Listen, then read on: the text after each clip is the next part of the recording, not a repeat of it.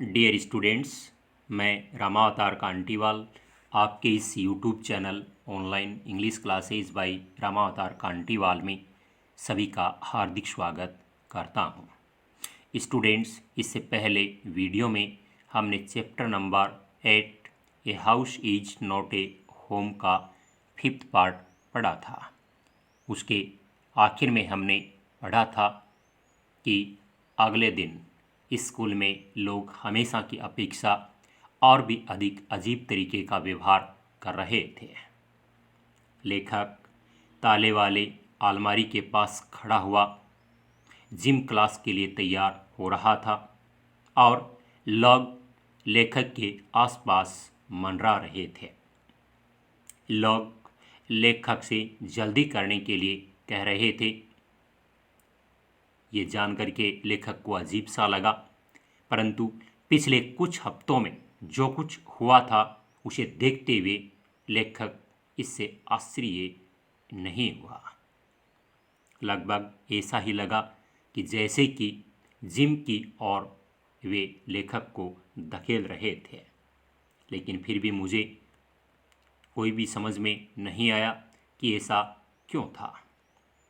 खास तौर पर मेरे लिए एक बड़ी सी मेज़ लगाई गई थी जिस पर सभी प्रकार की चीज़ें रखी हुई थी। उन्होंने चंदा इकट्ठा किया था और लेखक के स्कूल के लिए आवश्यक वस्तुएं जैसे नोटबुक्स, अलग अलग तरह के कपड़े, जीन्स, टॉप्स, स्वेट सूट्स इत्यादि खरीदे थे। ये सब कुछ क्रिसमस जैसा लग रहा था और लेखक भावुकता में बह गया। जिन लोगों ने लेखक से पहले कभी बात भी नहीं की थी, वे आज आकर के और लेखक को अपना परिचय दे रहे थे। लेखक उनके घर पर जाने के सभी प्रकार के निमंत्रण मिले। उनकी लेखक के लिए चिंता की सच्ची अभिव्यक्ति ने लेखक को वास्तव में अभिभूत कर दिया था। उस समय अंततः लेखक ने राहत की सांस ली और जीवन में पहली बार सोचा कि सब कुछ ठीक ठाक होने जा रहा था। उस दिन लेखक ने वहाँ पर बहुत सारे मित्र बनाए। स्टूडेंट्स, आज हम उसी का नेक्स्ट पार्ट 6 पढ़ेंगे। A month later, I was at my house watching them rebuild it. एक महीने के बाद मैं अपने मकान पर उनको इसे दोबारा बनाते हुए देख रहा था। किनको? मिस्त्रियों को। रिबिल्ड मीन्स पुनर्निर्माण करना, यानी दोबारा बनाना। But this time it was different, लेकिन इस बार ये बात अलग थी। आई वाजंट अलोन, मैं अकेला नहीं था। I was with 2 of my new friends from school. School के 2 नए मित्र भी मेरे साथ थे। It took a fire for me to stop focusing on my feelings of insecurity and open up to all the wonderful people around me. अब मुझे अपनी असुरक्षा की भावनाओं पर ध्यान केंद्रित करने को रोकने के लिए उत्साह मिला और मेरे चारों ओर जो सभी आश्चर्यजनक रूप से अच्छे लोग थे, उनके सामने अपनी भावनाओं को रखने के लिए भी मुझे उत्साह मिला। It took a fire for मी, ये मुझे उत्साह मिला। टुक ए फायर का मतलब यहाँ पर है उत्साह मिला। एंड फोकसिंग मीन्स ध्यान केंद्रित करना। इनसिक्योरिटी मीन्स असुरक्षा। एंड वंडरफुल आश्चर्यजनक रूप से अच्छे। Now I was sitting there watching my house being rebuilt when I realized my life was doing the same thing. अब मैं वहाँ बैठा अपने मकान को दोबारा बनते हुए देख रहा था। तभी मैंने महसूस किया कि मेरा जीवन भी यही कर रहा था, अर्थात मेरे जीवन का भी पुनर्निर्माण हो रहा था। While we sat there on the car planning my new bedroom, जब हम वहाँ मुंडेर पर बैठे थे, तब हम अपने नए शयन कक्ष की योजना बना रहे थे। Carp means मुंडेर।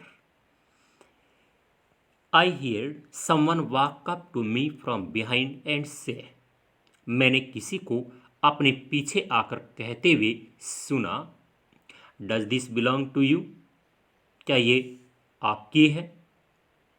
When I turn around to see who it was, जब मैंने ये देखने के लिए पीछे मुड़ा कि ये क्या है, ये कौन है।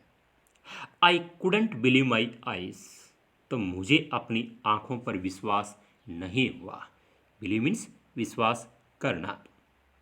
ए women was standing there holding my cat, वहाँ पर एक औरत मेरी बिल्ली को हाथों में लिए हुए खड़ी थी।